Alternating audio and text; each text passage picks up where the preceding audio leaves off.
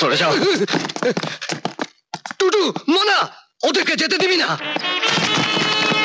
বাবা, তুমি ওদের যেতে দাও, ওদের একদম বাধা দেবে না। প্রিয়া, প্রিয়া, দলের সব কাজে বাধা দেবার কোনো অধিকার তোমার নেই। এই, তোরা তোরা অমিতকে হাত পাবে ওখানে ফেলে রাখ, আর মেয়েটাকে ঘরে বন্ধ করে রাখ। খবরদার, অমিত আর মেয়েটার গায়ে হাত দিলে কালু ওস্তাদের লাশ ফেলে দেবো। প্রিয়া, কি করছিস কি তুই? আমি না তোর বাবা, মেয়ে হয়ে বাবার গলায় ছুরি বসাচ্ছিস তুই? তোর বিবেকে একটু বাঁচছে না? বাবা, আমিও তো তোমার মেয়ে। আমাকে যদি কেউ ধরে নিয়ে যেত, আমার সম্মান যদি কেউ লুট করার চেষ্টা করতো, তুমি কি তা সহ্য করতে পারতে? বলো, পারতে কিনা? পারতে না। অমিত, আমি তোকে বলছি, তুই ওকে এখান থেকে নিয়ে যা, ফিরিয়ে দিয়ে ওকে, যা।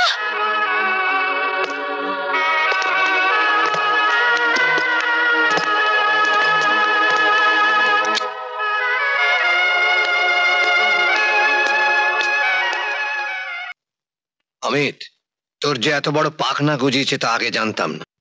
ওই পাখনা আমি কেটে টুকরো টুকরো করে ছিঁড়ে ফেলবো। এখন শুধু ভগবানই জানেন সোনির কি অবস্থা। তুমি কোনো চিন্তা করো না, কাল সকালে কলেজে গিয়ে কুলজিৎকে ধরলি সব জানা যাবে।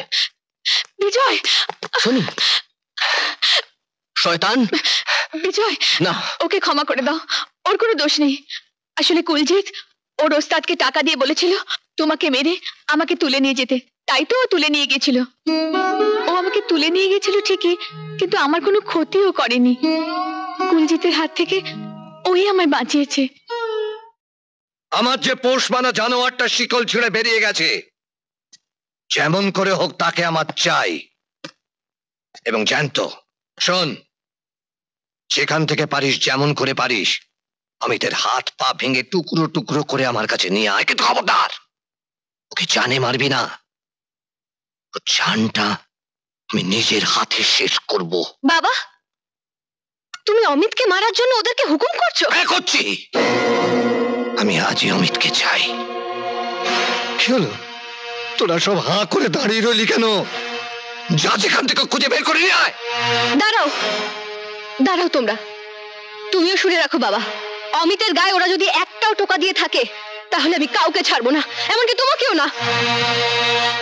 প্রিয়া, প্রিয়া, আমাদের কারবারে কারোর ওপর বেশি দরদ দেখানো ঠিক নয় মা। তাছাড়া অমিত তোর কে? এতদিনেও যখন জানলে না, তাহলে এখন শুনে রাখো, অমিতই আমার সব। অমিতকে আমি আমার জীবনের থেকেও বেশি ভালোবাসি। প্রিয়া, ও আমার জীবন, আমার স্বপ্ন। অমিতকে তুই সত্যি ভালোবাসিস মা? হ্যাঁ বাবা, আমাদের ভালোবাসা গঙ্গার মতো পবিত্র, চাঁদের মতো নির্মল। তাই আমাদের ভালোবাসায় কোনো ফাঁকি নেই। তাই অমিতকে আমি আমার নিজের জীবন দিয়ে রক্ষা করব। যদি না পারি, তাহলে আমি আমার নিজের জীবন শেষ করে দেবো। প্রিয়া। হ্যাঁ বাবা, আর কথাটা যেন মনে থাকে। দাদা,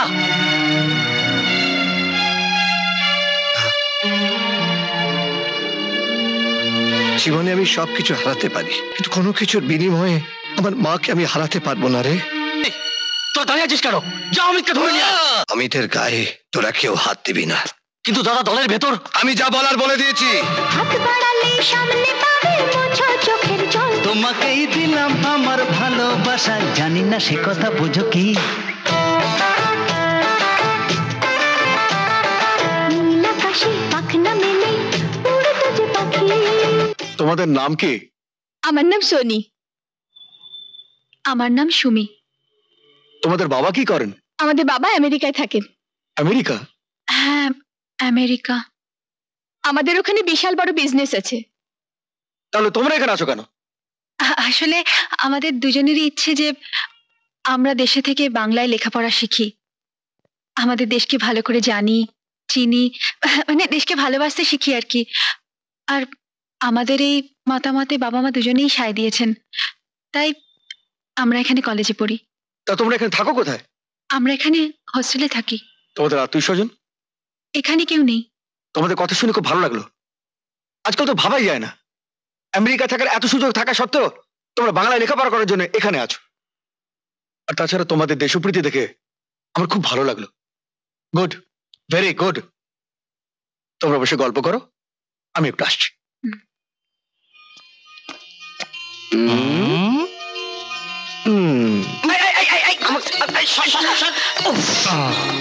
বড়, এটা কি হলো? আরে দাঁড়া দাঁড়া, ব্যস্ত হোস না, দাঁড়া। ব্যস্ত হবে না। সুমি, এদিকে এসো। আরে বাবা, এখানটা এসে বসো, এখানটা। ছোট, কে? তুই সোনির পাশে যা। আমি যা যা যা। এবার তোরা দুজনে মিলে তোদের মনের কথা বল, আমরা দুজনে মিলে আমাদের মনের কথা বলি। এই শোন, আস্তে আস্তে। সুমি, আস্তে, ওদিকে চল। জানো, এই মাসের 9 তারিখে আমার জীবনে একটা দারুণ ব্যাপার আছে। বলো নাকি? বলো বলো। বলবো? এই মাসের 9 তারিখে আমি প্রথম পৃথিবীর আলো দেখেছিলাম। ওদিন আমার বার্থডে। এই শোনো, ওই দিন কিন্তু তুমি আসবে, আর সুমিকেও কিন্তু সঙ্গে করে আনবে। তোমার জন্মদিন? এই, তুমি আসবে তো? নিশ্চয়ই আসবো। আর ওই দিন সবচেয়ে দামি প্রেজেন্টেশন তোমার জন্য নিয়ে আসবো। তোমার এই মিষ্টি হাসিটাই আমার কাছে সব থেকে দামি প্রেজেন্টেশন। বলিস কি সোনি, 5,000 টাকা? এই তো সেদিন বই কেনার টাকা দিলাম, আবার 5,000 টাকা লাগবে? বাহ, পরীক্ষার ফিস দিতে হবে না? তাছাড়া আরো অনেক বই কিনতে হবে। আর আমরা তো একজন না, 2জন পরীক্ষা দেব। এক বইয়ে কি পড়া যায়? আলাদা আলাদা বই কিনতে হবে না? তুমি বলো। তা তো ঠিক বলেছিস, কিন্তু এখন এতগুলো টাকা? দিদি, আমরা জানি তুমি কত কষ্ট করে আমাদের লেখাপড়া শেখাচ্ছ, কিন্তু মাত্র 5,000 টাকার জন্য যদি আমরা পরীক্ষা দিতে না পারি, তাহলে তোমার সারা জীবনের সব কষ্ট বৃথা হয়ে যাবে। তোমার সব স্বপ্ন ভেঙে খান খান হয়ে যাবে। না না, তা হয় না, হতে পারে না। আমি বাবাকে কথা দিয়েছিলাম, তোদের লেখাপড়া শিখিয়ে মানুষ করব, দর্শনের সামনে মাথা উঁচু করে বলবো আমার বোনেরা লেখাপড়া শিখে কত বড় হয়েছে, আর সেজন্যই তো এত কষ্ট করছে। তোরা তোরা কিচ্ছু ভাবিস না, আমি যেভাবেই হোক তোদের জন্য টাকা জোগাড় করব।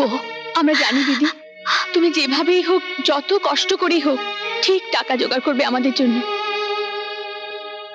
সাহেব, আমি খুব বিপদে পড়েছি, দয়া করে যদি আমাকে 5,000 টাকা দেন।